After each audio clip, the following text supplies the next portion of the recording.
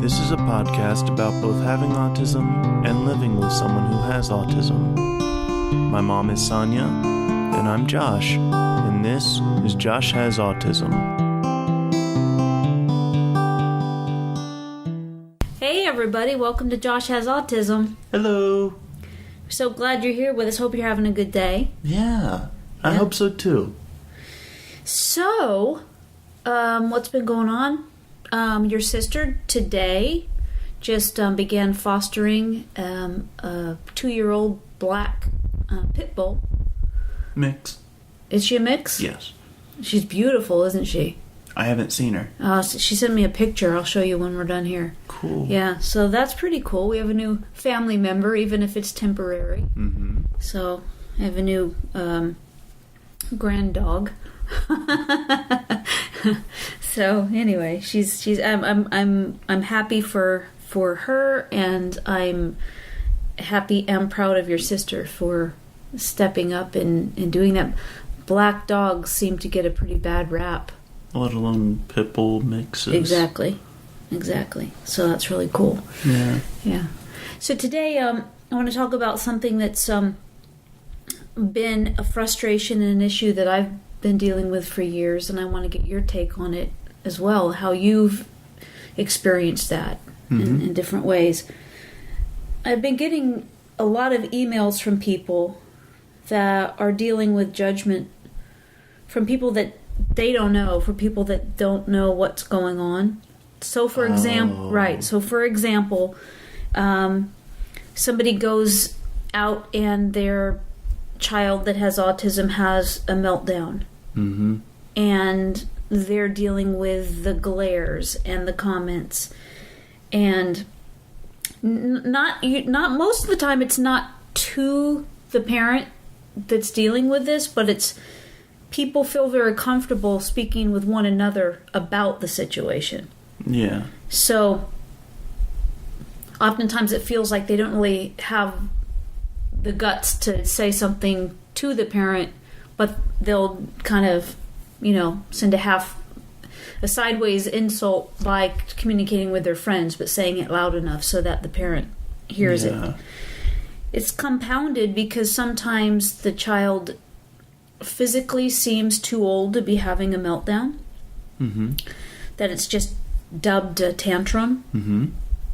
And the judgment is just large and heavy and super uncomfortable. Yeah.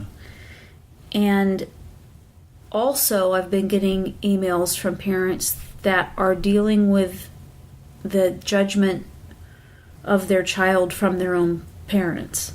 And wait. The parents of the child are getting... So, for example, if it's you, we're talking about Nana and Pappy. Oh, or Grandpa okay. Yeah. and Grandma. That's what I thought you meant, but I didn't follow you quite. Okay. Well, I'm glad you said that, because maybe I wasn't even clear about it, so other people might not be following. Yeah. So your parents, right? As an example. As an example. Yeah. Right. And what seems to happen is that, there's a generation, it's a generalization, say it for me, buddy. I don't know what you're trying to say. Generation is what I'm trying to say. Okay. And I speak for a living. Surprising. Yes, very surprising. And it wasn't even a tongue twister. No, it wasn't. Well, for me it was. For me it was. What I mean by that is that, so I'm 50. My parents are, 78. And... You're 50? I'm 50. So when you have... You look good. Thank you, because I'm really 53. So parents that are the age of my parents lived in a time when, if somebody wasn't acting the way that was expected, they were troubled. They were they needed a spanking. And Or a paddle or something. A paddle. I mean, I heard the same thing that these parents are talking about, which is why I wanted to talk about it today, because I've been there, and even though you're 29 years old, I'm still there sometimes. Yeah.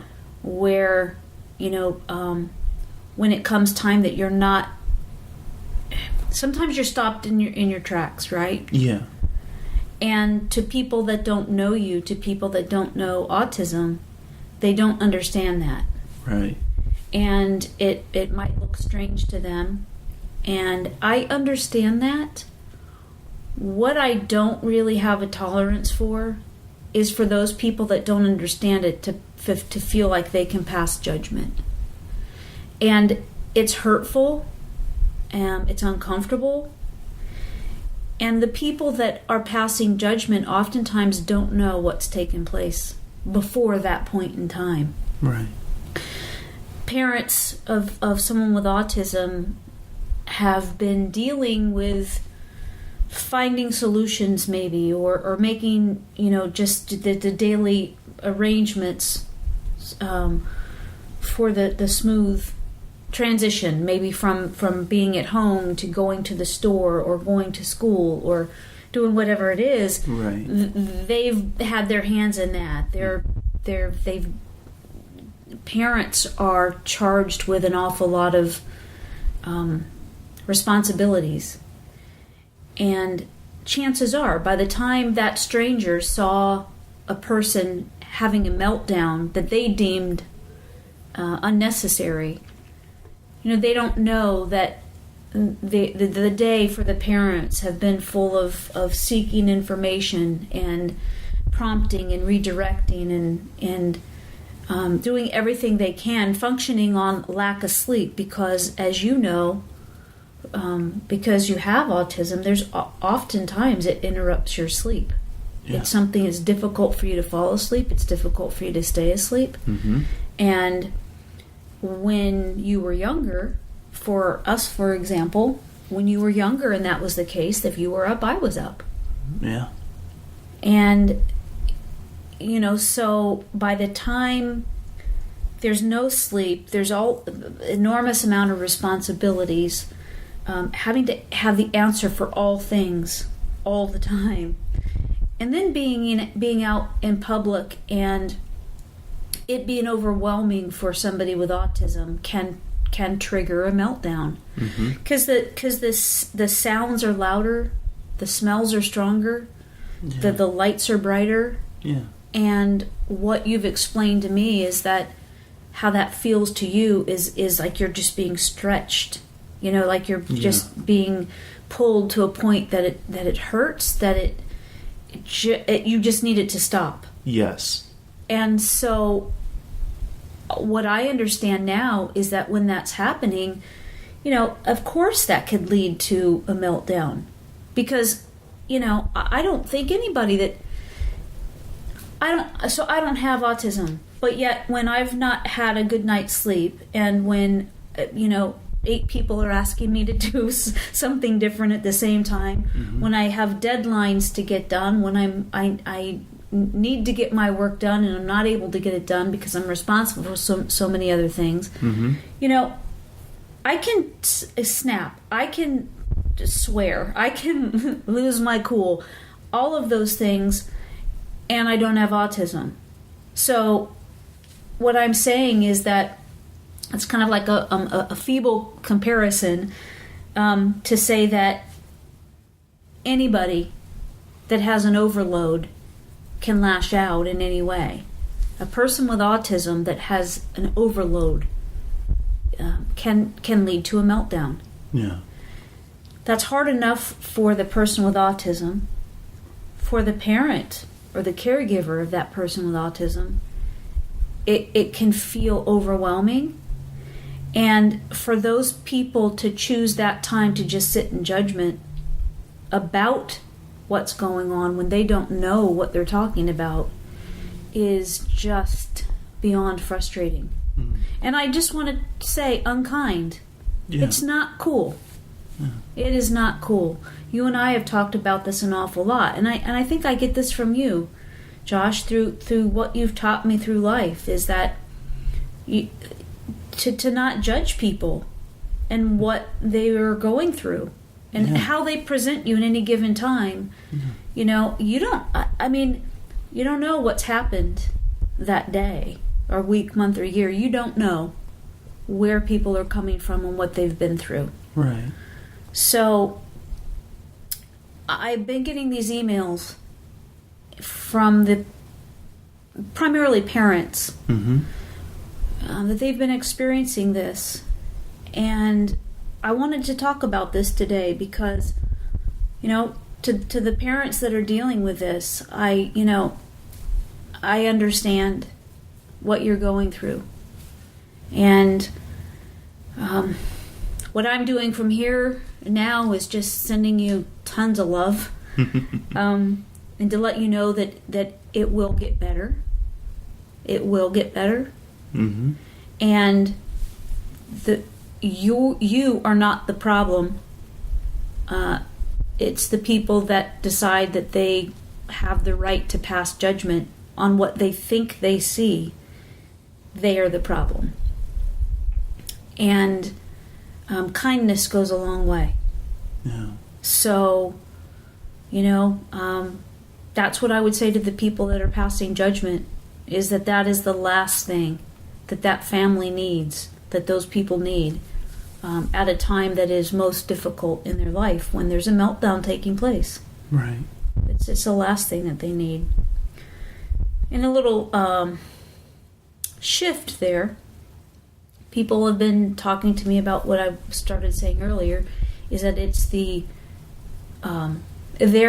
parents or the person with autism, their grandparents. That because they come from a time when, you know, they're people that did things differently, they just need to fall in line, you know, or a paddle to the bottom, or, you know, what? Just the thought came to mind. Someone giving you trouble, beat them with a stick.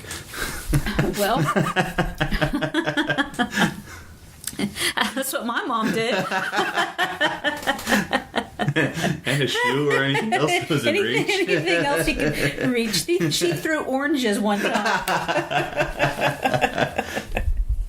Yes. But Nana has never done that to you. No. Right. Yeah.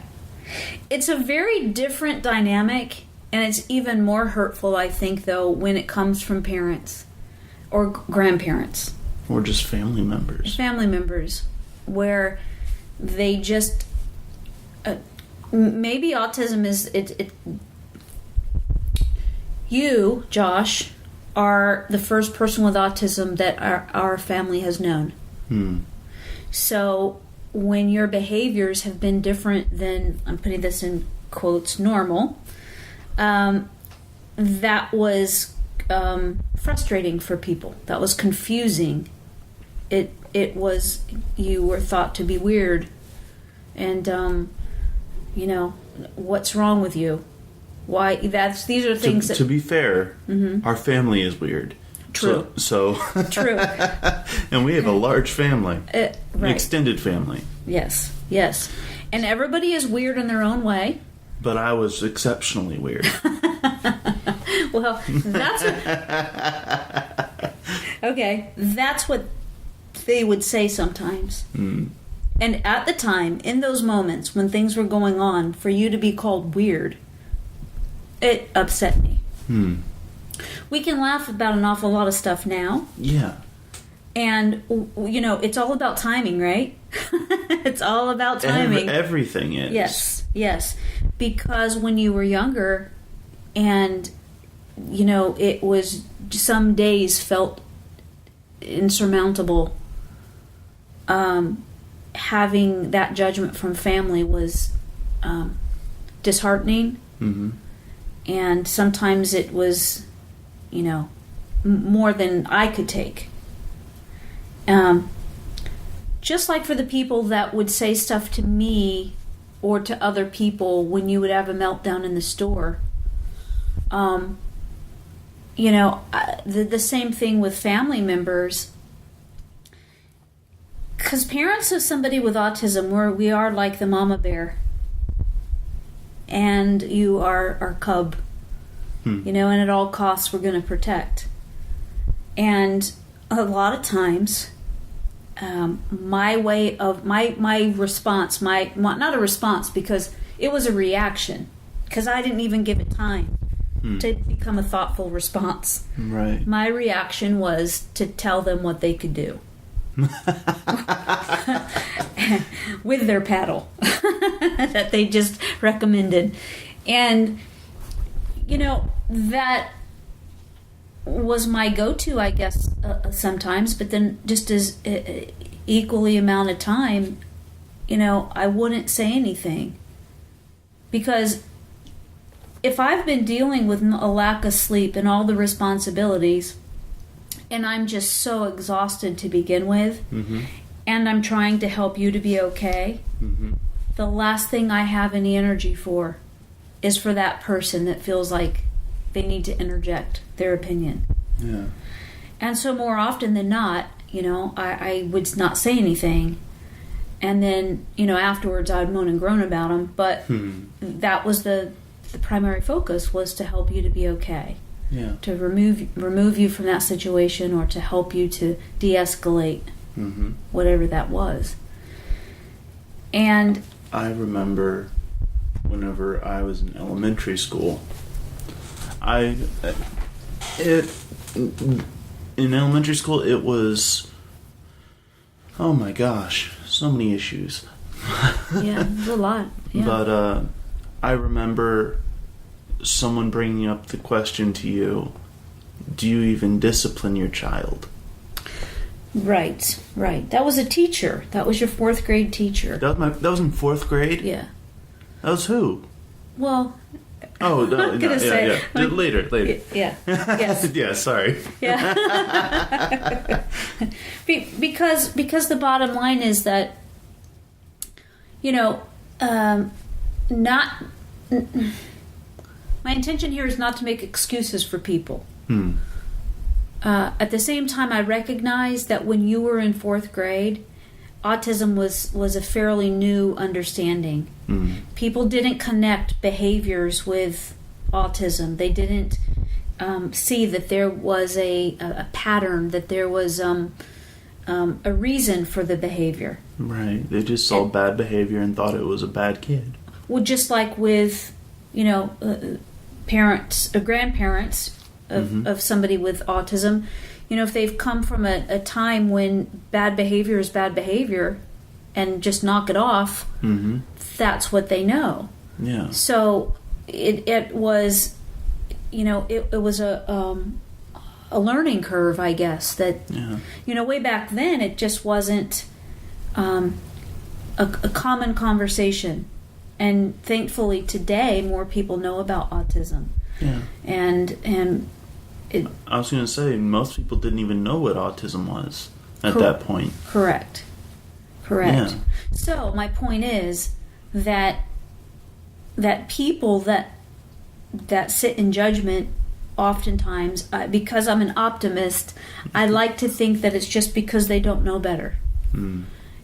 There's that percentage of populations that's going to be mean just to be mean. And those people are usually the ones that I would swear at. May I make an interjection? Sure, just with my point of view? Yeah, absolutely. I was just going to ask you about that. Yeah. I'm glad that you're willing to do that, because I thought it important to share with parents that, to let them know that they're not alone. Yeah.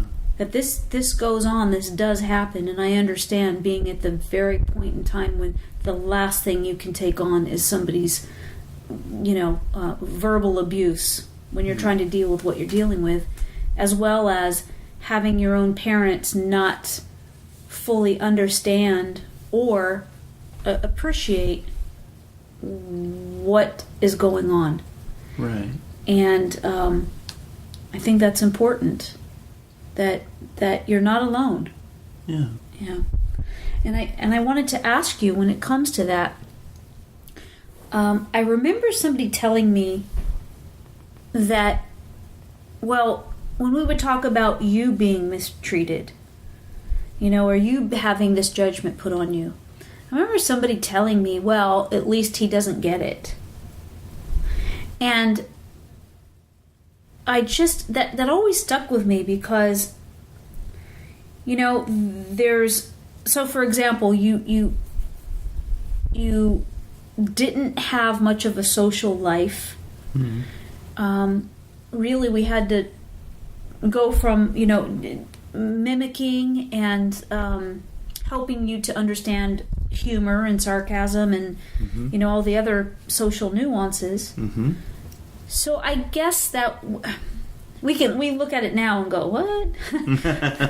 But back then, I don't think they were trying to be unkind. I think they were trying to say, as hurtful as it is for those of us that love you, that were watching this, at least it's not reaching you inside to a point of hurting your feelings or upsetting you. But my question to you is about that exactly. So because people can be cruel and judgmental, I'm wondering, growing up, do you recall ever feeling like you were being treated unfairly or having judgment passed on you? And I'm not talking about the bullies necessarily. Right. Although bullies are a part of it. Well, absolutely. And I was just going to say, although bullies in a school setting are also, bullies that when you're dealing with your kid in a situation out in public and somebody feels like they can mock you, well, that's just an adult bully. Yeah. Right. Let me try and explain a couple different situations. Okay. The first one is that whenever it was an adult saying something like that, for me personally, I would either ignore them because they weren't someone I knew, and it was like that thing, they're strangers, don't listen to them, that kind of thing. Mm-hmm. But at the same time, I sometimes had an inkling that they were being mean to you. To you, yeah. To me? Yeah. About me, but to you. Okay. And interesting. So you would pick up on if somebody was speaking to me in a way that wasn't cool, but when they spoke to you, it wasn't necessarily apparent? No, I'm like the supermarket example that you said. Right. They'd make a comment to somebody else about me and about that. So that's an example, right? Because I know that if when that did happen, you were not in a place, I don't believe, of recognizing what anybody was doing or saying at that point. When we were out and you had a meltdown, okay, I don't think that is an accurate depiction of that. I think what you're talking about, though, is that same type of scenario, just not as elevated. Then you would recognize that people were inappropriate. Yes. I also am thinking of a specific instance, and it was right around 5th grade. Okay. And it was at the supermarket, and I was having difficulties figuring out where to go and what to do, and you were trying to help guide me to do that. Mm-hmm. And people were giving me strange looks and you strange looks because of it. Mm-hmm. And so I remember overhearing something be said that you didn't say anything at the time, but you glared at him. Yeah. And we just walked past him. And whenever we left the store, you made sure that I was okay because you knew that I had heard it, and you wanted to make sure that I knew that what they say about me and you doesn't matter. Right. And that stuck with me. And another point that I'd like to bring up is that just the way I view things that people do is that I try not to judge them at all, really. Right. I mean, I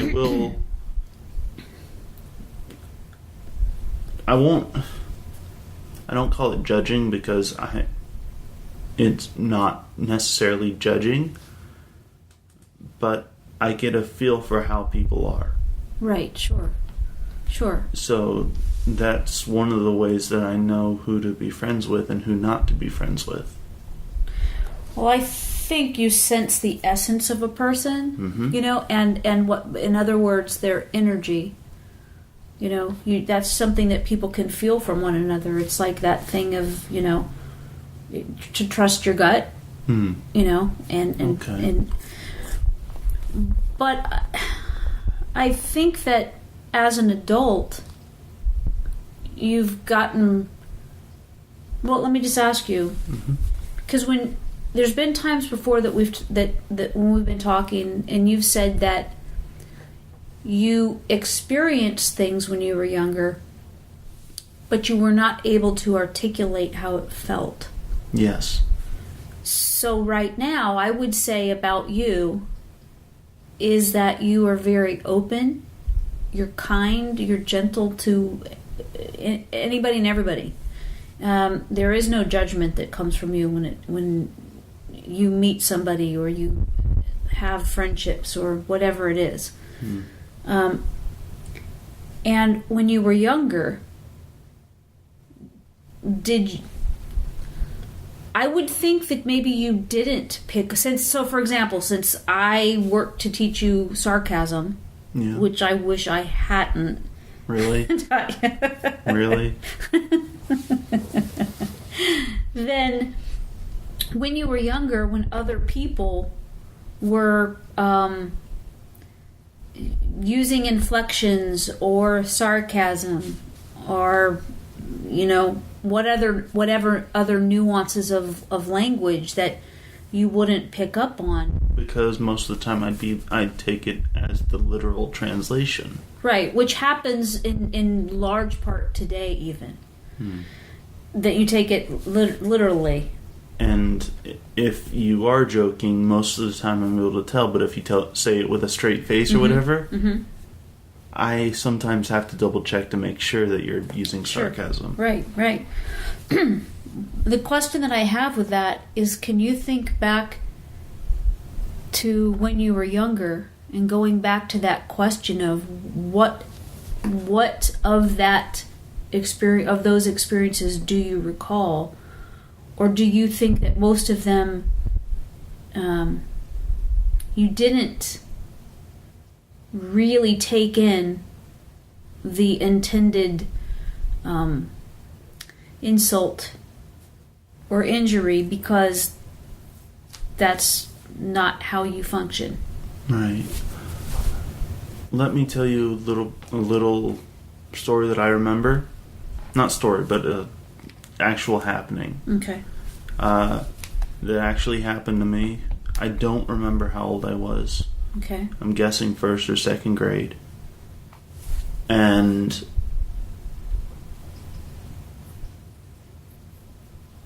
I was asked by a couple of older students if I could do something for them, and me being me, I was like, yeah, I'll help. And they did something they weren't supposed to, and said it was like a game or something. And they left, and I got in trouble. And I didn't understand what was going on. Like, I didn't understand why I was in trouble and why they weren't, and why they would do something like that. And they essentially taught me, not right away, I guess, but because it happened again later. But for one thing, I was naive about how people will sometimes treat others. Right. And it's not so much that I didn't understand it, it's that I had no concept of it. Right. I had no concept of being deceptive. I had no concept of tricking people to get them in trouble. Right. Because that wasn't who I am. It's still not who you are. But at least now I understand what it is. And do you think right now, at this point in your life, you would recognize if that was happening? Or not always? Not always. Right. Most of the time, probably, but not always. Right. Because I'm just, some people would say, kind to a fault. Right. Yeah. Yeah. And so that's stuck with you. That experience is not that it doesn't influence you, I don't think now, but it was once it happened the second time, I started to catch on to what it meant. And to be honest, I could have done without that. Sure.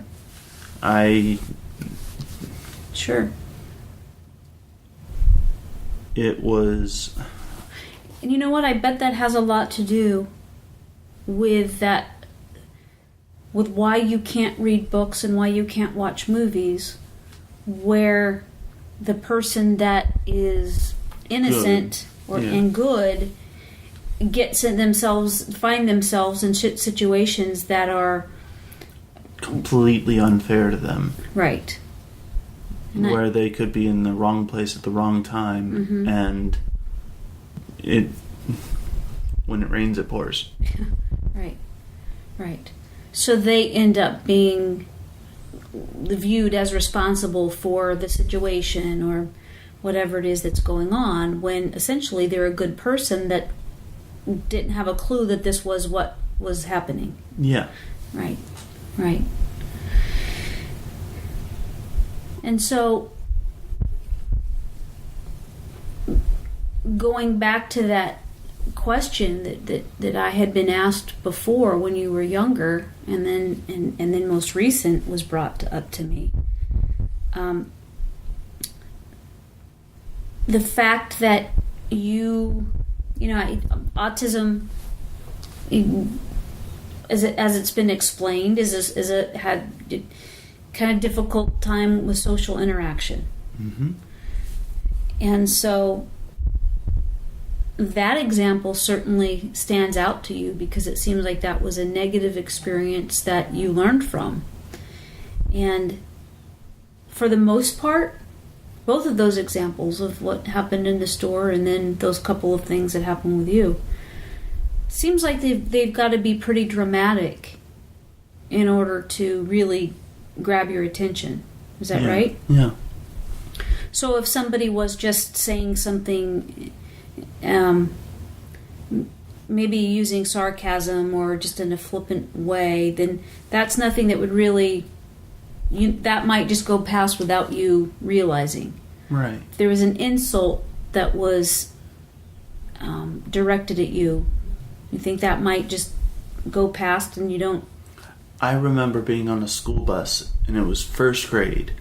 I remember because it was on the route that went to our house and where we lived in Virginia Beach. Mm-hmm. And I remember that I'm trying to remember which thing I'm talking about now because I lost my train of thought. Oh. What was it about that you were just saying? That when you were younger, what you recognized as being, an insult or That's it. ridicule. So, I don't remember exactly what they had said to me, but it took me the entire way home to realize that they had insulted me. Because I was trying to just make sense of what they were saying. Because what they said was very confusing to me. Like it was... The words that they used did not go together whatsoever. Right. Do you think that you realized that when you were that age, or looking back as an adult, that's when you recognized that that's what was taking place? Could you rephrase that? Right. As a little guy in first grade, mm-hmm. The interaction was so daunting for you that I'm asking you, did you recognize that as that little guy? Or as you got older, looking back, do you recognize what happened? Oh, I didn't recognize it as the word insult. Mm-hmm. But for that being said, I understood all the words that they used. Right. It was how they meshed together that really confused me. Right. And it was, by the time that I got home, it took me another 20 minutes or so, which is forever for me as a little kid, mm-hmm. to realize, hey, they were just being mean to me. And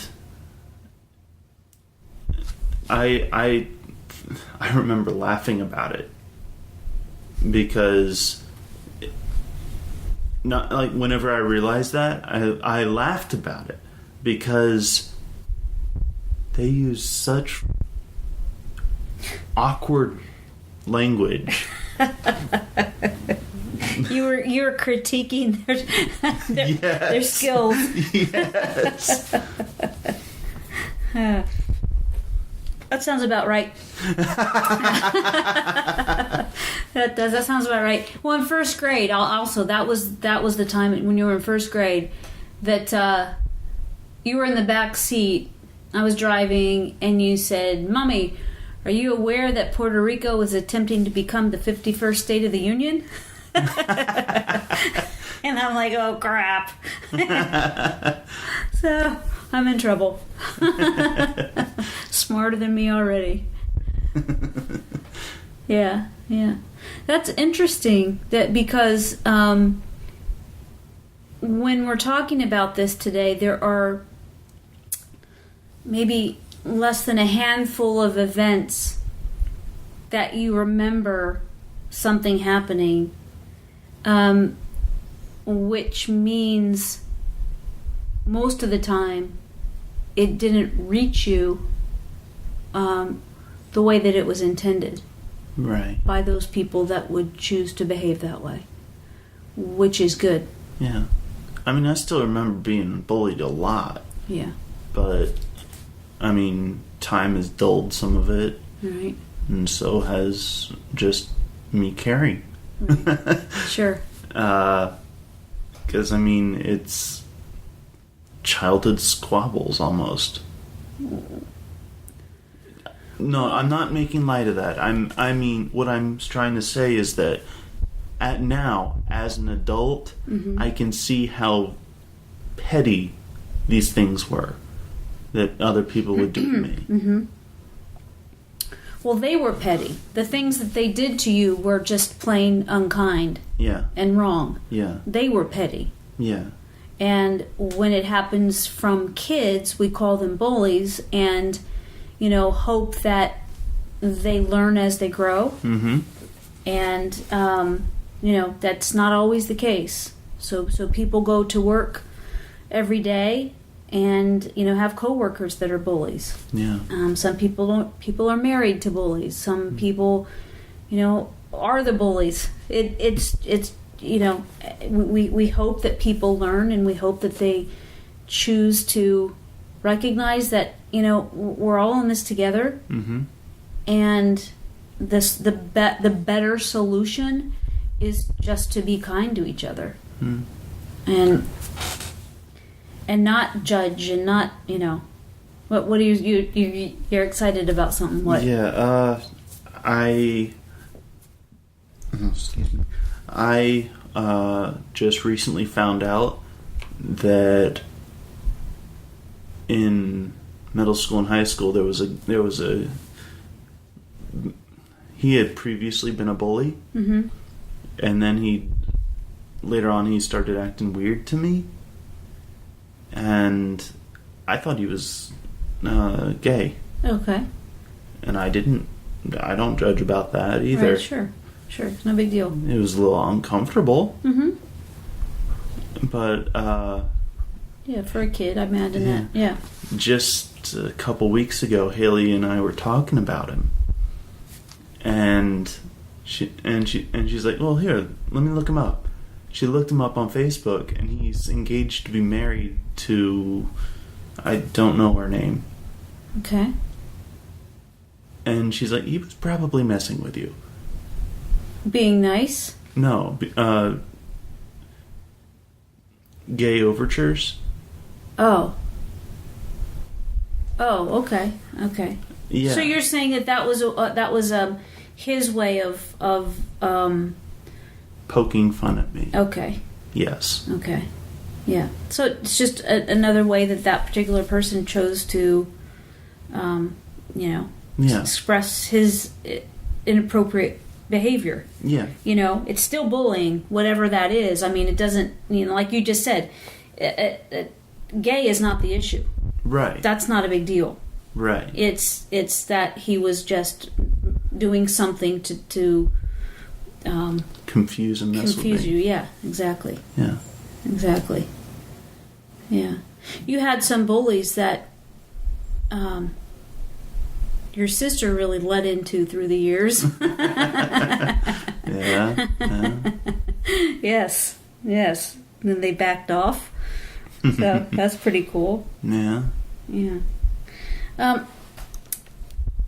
So nowadays, do you find that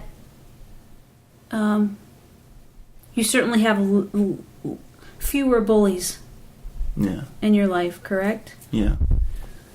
And when they are, do you recognize them right away? For the most part, yeah. And then you just stay away from them? Yeah. Okay. Yeah, I'm lucky enough that I can just stay away from them. Yeah, that's pretty cool. Yeah. So, it's interesting that when we talk about this, when we talk about, not so much bullies, but when we talk about the judgment that other people have, it seems like, in part because you're a little guy, and not everything that happens when you're young sticks, you know what I mean? Not everything, you don't carry it with you. Especially, I think for you anyway, you don't let those kinds of things dictate to you who you are. Right. And pretty much the only thing that's ever done that was a physical response to seeing something close to my head. Right. Because of all the basketballs and soccer balls and stuff like that would be thrown at my head. Right. And break my glasses. Right. So it still happens. Not really. No. What I mean is no, that people don't throw basketballs at your head. Yeah, that's anymore. what I meant. Yeah, I still have that flinching reaction. Yes, that's what I'm talking about. That you still have that when something is like moving towards you, and it's fast. You flinch. Yes. To this day, right? Right.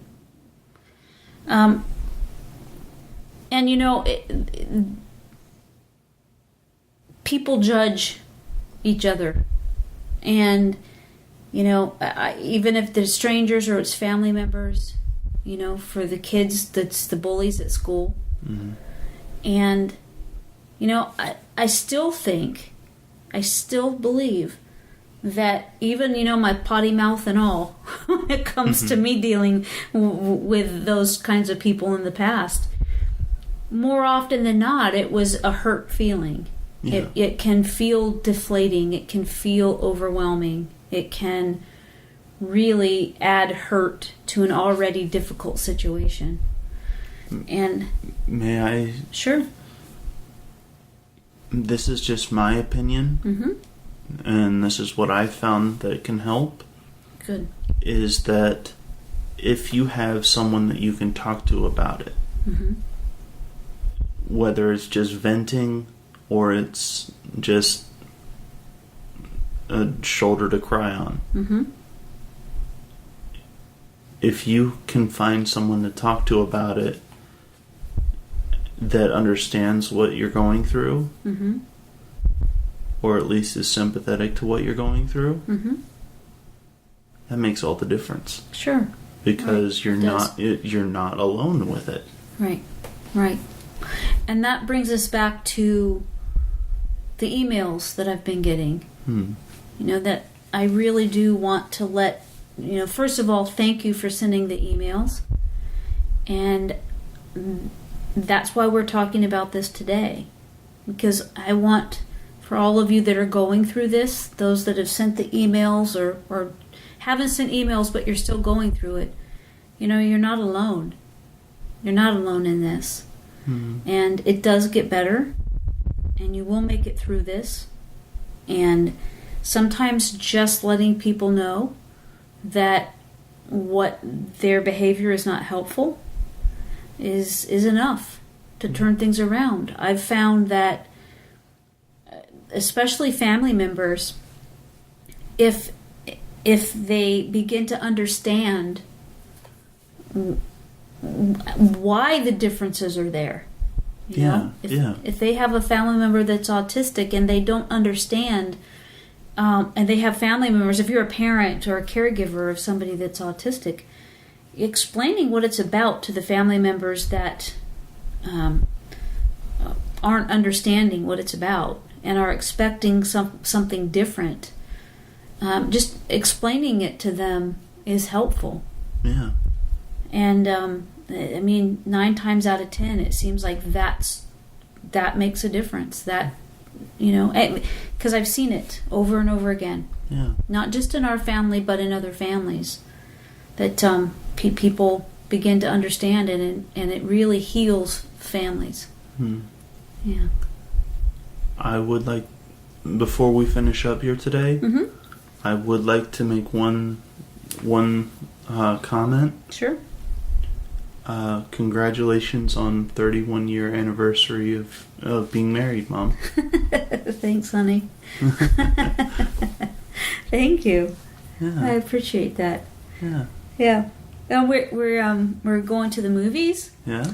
And Dad searched. I didn't even know he was doing this. Mm-hmm. He searched for a vegan restaurant. Oh yeah. Yeah. Come to find out, Mellow Mushroom. Oh yeah. Yeah. Yeah. I guess they have vegan pizzas. They have vegan strombolis. Yeah. So I'm pretty excited about it. Yeah. They even put on their regular pizzas. They even put what's that green sauce stuff? Hummus. Oh, well, hummus is it's tan. No. You mean the sauce, like the verde sauce, or the? No. That's Mexican, I think. No. It's I think it's hummus. Oh, could be. They actually put hummus on top of the pizza. Wow. Like in a swirl. Wow. Like instead of sauce? They can. Wow. That's one of the options. Well, I'll let you know. Yeah. And I've only eaten there once. Yeah. Yeah. Well, I'm excited about it. But thank you, honey. Yeah. Yeah. Your dad's a good dude. Yeah. Mm-hmm. So I think that we're going to wrap it up. Okay. Yeah. Everybody, I hope that this podcast has helped if you're going through this. Just, you're not alone. You're not alone. And you're loved. And we appreciate you. Yeah. It will get better. Yes. It will. Thank you so much for hanging out with us again today. As usual, Josh and I will show up at your event. If you're looking for a speaker or comedians, we'll be there. Yeah. Yep, you got it. And have a great day. Love you. Bye.